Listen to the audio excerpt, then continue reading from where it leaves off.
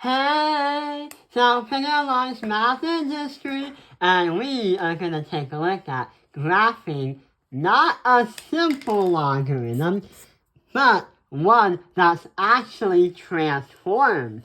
So right over here is not just any kind of old logarithm. What happened is there is a transformation going around. So one more step we have to do is try to find out that transformation. But how? Well, before you do anything else, we kind of got to see what the transformation does to move the logarithmic graph. So here's what really has happened. We have an x minus 5 and a plus 3. So when we highlight those, we have to really understand that it is shifted to the right by 5 units, and it's going to go up by 3 units.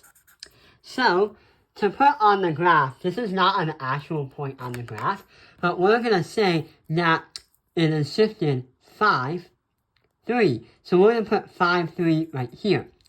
But the vertical asymptote is going to be reflected on the x. And that is going to be x equals 5. So through that tiny dot we made, that's not actually part of the function, we're just going to visualize it right over there.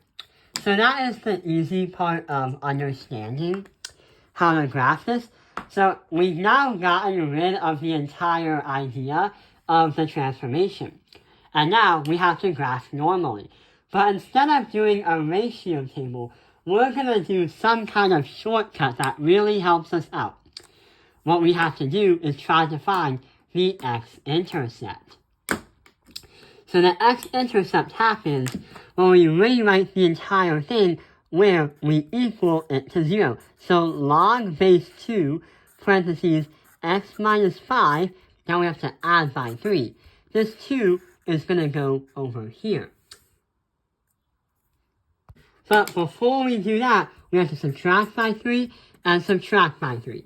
So we are going to have 2 to the power of negative 3, and that is going to be 1 over 8 is going to equal x minus 5.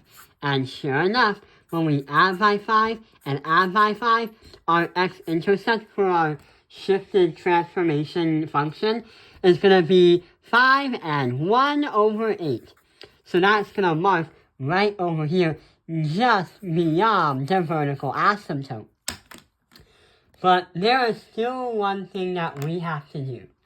We still have to think about, well, what is the other one that we can look for? What we mean by that is if we focus on the rule where we have 1, 0, where if you just had log of something on the graph, it's just 1, 0, well, we have to follow the rules and try to use whatever is the transformation and try to make that new point. So, the opposite of negative is positive, because it literally said it moves right 5 times.